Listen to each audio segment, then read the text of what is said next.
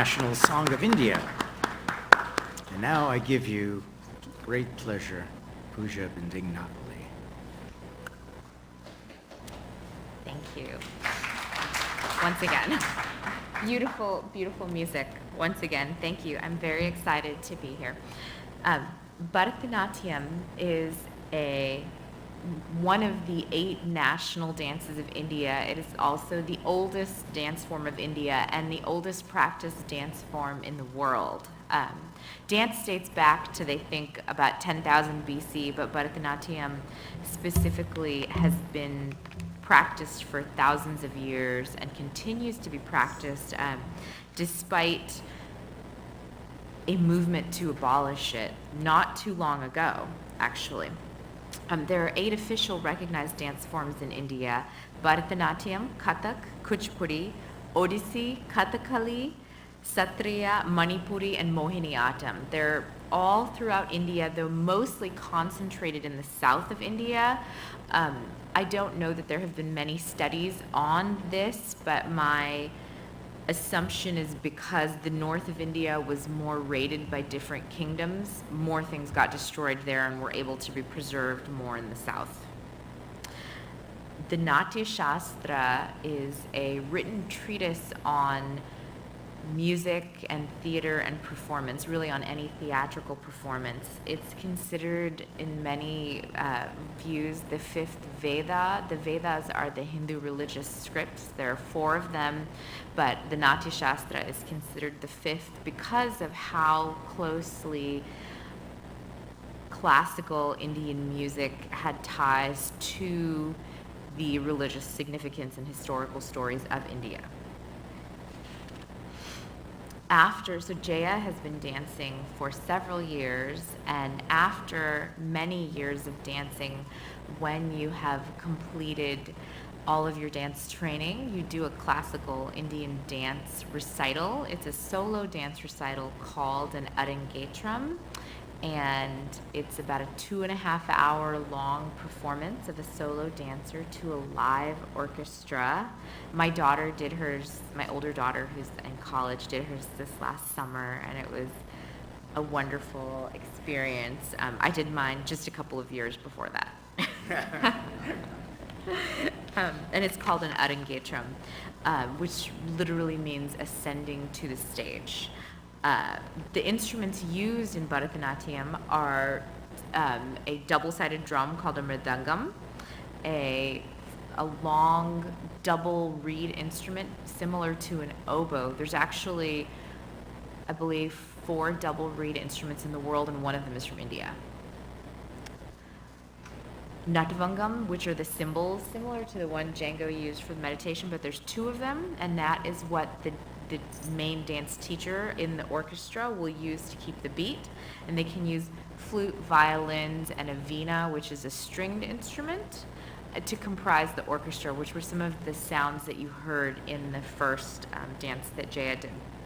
And just like I said earlier, there are hand gestures called hastas or mudras that Jaya used to be able to tell the story of dance.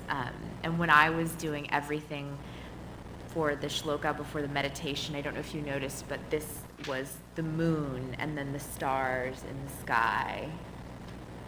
And so all of Bharatanatyam can be used to tell a story. So origins and history of Bharatanatyam. Can I move? Okay. So this is a temple sculpture of a queen of the Vijayanagara Empire. Dancers were typically not actually married. They were almost considered nun-like. They were married to the god in the temple. However, every now and then a king found a dancer he particularly liked, so he married them. It's happened several different times throughout history. It happens, but when it typically happens, they memorialize that queen in the temple. There was not a stone carving of the first queen. She was the second wife of this particular king. There was not a memorial stone carving of her in the temple, just the dancing one. And she was considered a beautiful, beautiful lady and would come to this temple every day and dance, which is how temple dance originated. Bharatanatyam originated as temple dancing with women who were called Devadasis. Deva means God and Dasi means devotee. They were patronized by kings and other influential members of society. Like I said, similar to nuns and monks, they were housed in the temple, they were educated in the temple, they were involved with other activities in the temple that were associated with worship. There were actual halls built inside the temple. So temple complexes in India are giant. So there's a main temple, and then outside of that, there are these pillared structures that are raised off the ground and then pillared, almost like stages all around the temple. And there were and some of them were dance halls, and you would see carvings like this on those, denoting, what was happening there, and different scenes from Indian history and mythology. And they can still be seen today and are still used in some temple complexes in India. I have had the rare and great opportunity to dance in one. Devdasis occupied a very respectable position in society until British India. When the East India Company came to India in the 18th century and British colonial rule began, classical Indian dance forms were often ridiculed and discouraged, and their performance of those arts declined. Missionaries and officials said that these girls who were dancing in temples were a type of prostitute, and eventually in 1892, they launched an anti-dance movement, and in 1910, it was banned by the British colonial government.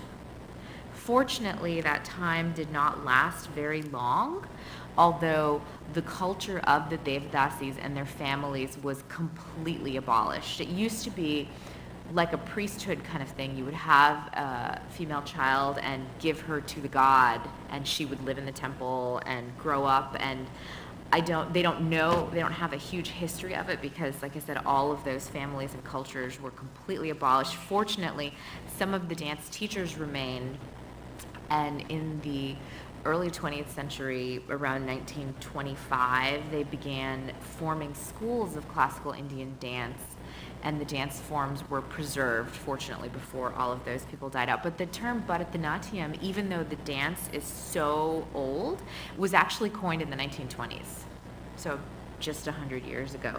Before that, it was called Sadira Attam in the temples, which is a word that very few dancers actually know and relate to, because Bharatanatyam is the traditional word that we all hear.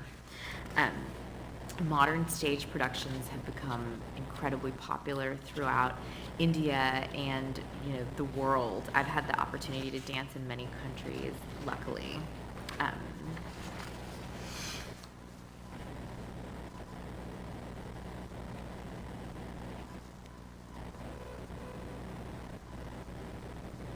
This is a picture of a Devadasi in a temple, and you'll see them all over Indian temples. You'll see portraits of women dancing. Can we go to the next one? Okay. This is a picture of the goddess Lakshmi sitting on the god Vishnu's lap, but if you look, you'll see that there are Devdasis here, and there are other temple dance pictures here. And if you notice, and most of these people aren't just standing still, they're almost always in a Bharatanatyam pose of some kind, which is also a yoga pose. Bharatanatyam contains at least 20 different asanas from modern yoga, including the wheel pose, the tree pose, the bow pose, the dance. There's many dancing poses. That's probably its very own lecture. Bharatanatyam is considered a form of yoga. It's called bhakti yoga or devotional yoga. It requires a lot of concentration and dedication, as you can imagine, to perform a classical Indian dance. And because of that, it is considered a form of bhakti yoga, because it incorporates yoga asanas, and you have to really focus and concentrate. And it's very tied into devotion, because, as I said, it began only in temples and were stories of historical India that incorporated Hindu gods um, all across India.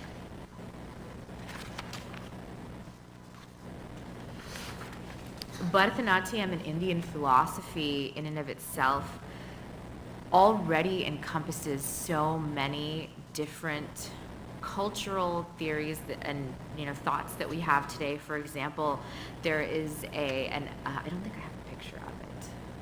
I do not, but I will come to this in just a moment. This is the son of Shiva and Parvati, who I was going to discuss briefly. Ardhana Ishwari is a depiction of a being who is half man, half woman. You'll see sculptures in temples of India. I didn't put them in the slideshow. I do have them, but I couldn't find them. But Ardhana Ishwari, half of the body has short hair and has Shiva's moon in the hair, while the other half is the goddess Parvati with her long flowing locks. She's wearing a sari. He wears a snake around his neck, and you can see it very clearly depicted. So India and Indian mythology, not India specifically, but Bharatanatyam and Indian dance was very quick to see that when our world started talking about issues like transgender and sexuality and all of those things. Well, we have all those elements already in Indian dance. We've been depicting them for thousands of years. So now, many, many times, and I have a friend in Austin who does a lot of shows like this. She just did a show on gender equality, transgenderism, and it was all in Bharatanatyam. And it was a beautiful show. I didn't get to go to it, but I saw pictures and video clips. And then there's dances that will include the earth and the elements. And when I was younger, I was privileged to take part in a show that was a courageous story of 5 different courageous women of India. And again, a modern adaptation in Bharatanatyam. One of my friends in the East Coast did a very, very interesting, beautiful presentation on psychology using Bharatanatyam. So it was explaining different mental health disorders that people have through Bharatanatyam. And again, a lot of these shows take place with live orchestras and full casts of 20 to 30 dancers and are just absolutely beautiful shows. But pretty much any cultural event that you can think of or historical event can be shown through dance. Indian classical dance has really encompassed the ability to storytell and showcase with that. I want to go through a couple of the slides that I have brought today. So this one is Ganesha, and you can see at the very bottom, there's a little mouse there. That mouse is the vehicle. Every god had a mode of transportation, and Ganesha's was a mouse. This is originally not a mouse, but a mouse. And as you saw when Jaya was dancing, she had a little mouse running across a field, and that is the mouse that Ganesha would sit on, or a mouse in the story is another one. But as you can see in this temple picture, Ganesha is also not just standing; he is dancing. He has his hands raised. He has his foot up in a gesture. It's always a picture of movement, because that is classical dance. Okay, this is a story, a historical story, and all of these stories have historical roots as well as mythological roots. So there were times when massive floods occurred, and in this picture, the god Krishna has rescued his village by holding up the mountain Govardhana and balancing just on his little pinky. And if you can see, underneath, there are people, there are cows, there are children, there are people cowering over here, there are my children right here. There are my children right there. And this is a very, very cool temple. It's actually carved into a cave. So it was originally a rock, and they excavated the rock probably at least 40 feet, and then at the back of that carved this. So if you ever get to go to Pablo, South India, there's so many things. Okay, this is a better picture of the depth of the temple, which is why I posted it. It's also a temple of the Matsya Avatar, which is one of the 10 forms of Vishnu. And I think it was International Dance Day when I happened to be there. But it's a cave temple.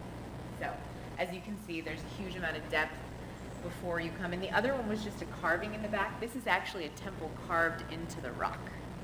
So there's a space behind for people to go in.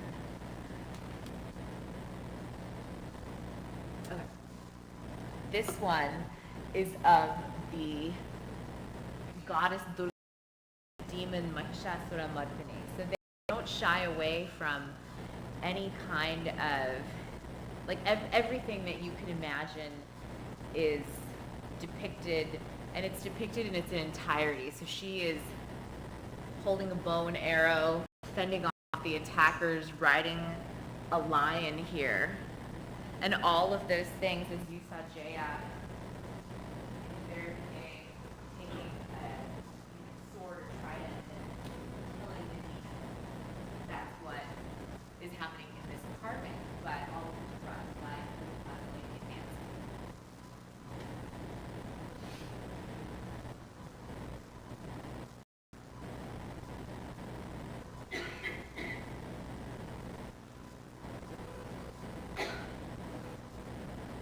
And this is another one of another god that I wanted to illustrate simply because one more time it's on a temple pillar and this god is holding someone on his back.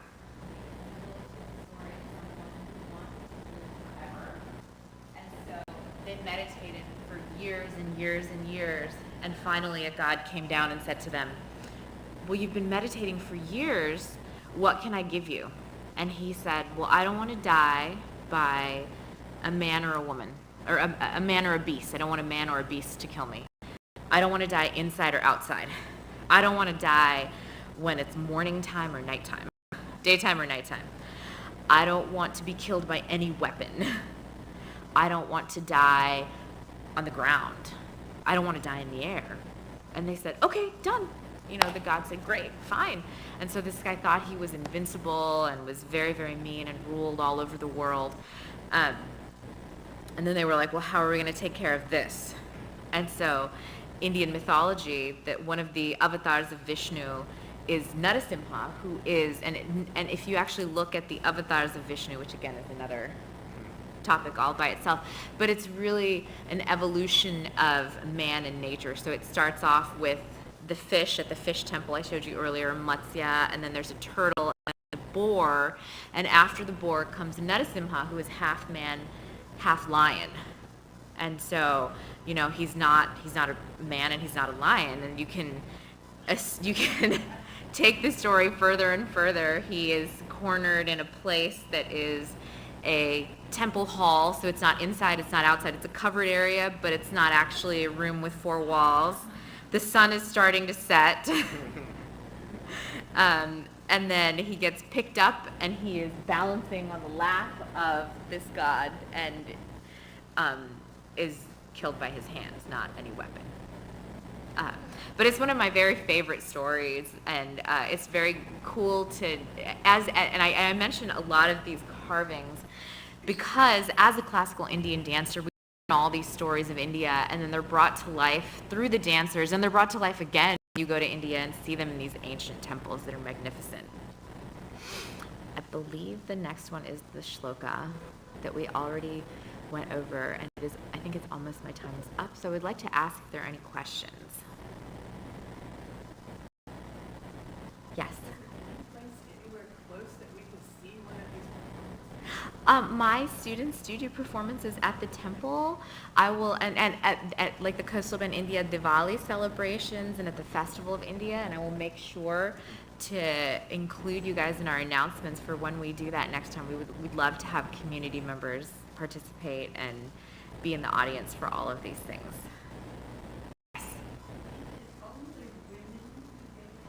Traditionally it was, but now it is women and men, although it's a huge percentage of women still. There are men who dance, but not a lot.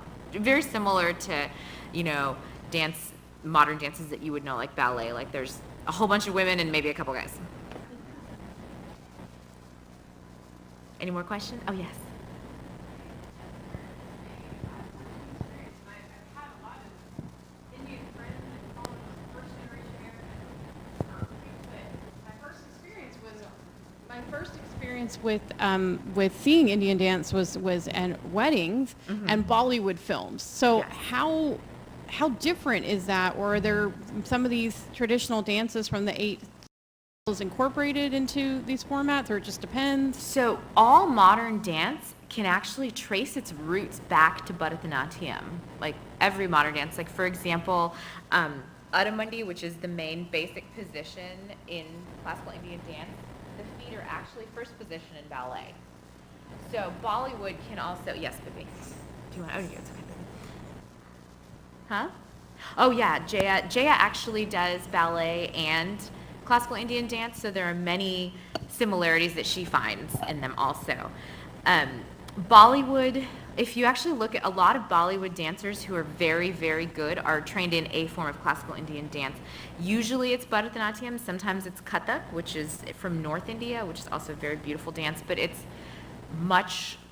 not as strict and rigorous. So that's why a lot of times it's better for those dancers to be trained in classical Indian dance. There are actually some Bollywood actresses who I can watch in a movie and be like, oh, there's not going to be good dancing in this movie because I know that that actress was not trained in dance. So if you watch her, there's almost no dance in the movie. Or it's like a super slow song, which is kind of sad because the music and dances are usually fun. Is there any relation between Indian dancing and what we've heard of as belly dancing? Oh, belly dancing is actually probably technically the oldest, like specific, but belly dancing didn't have like an original school that went with it, so it's probably older than Bharatanatyam, but only, it's changed in different forms. So I think that there definitely are relationships between them, and it's probably closer to another style of Indian dance called Kuchipudi that has more flowy movements in it. Bharatanatyam has more straighter lines and angles than that, but Kuchipudi traces its roots back to Bharatanatyam. So it's all from one from the other. Any other questions? Well, thank you so much. It was lovely to be here, and it was such a welcoming environment.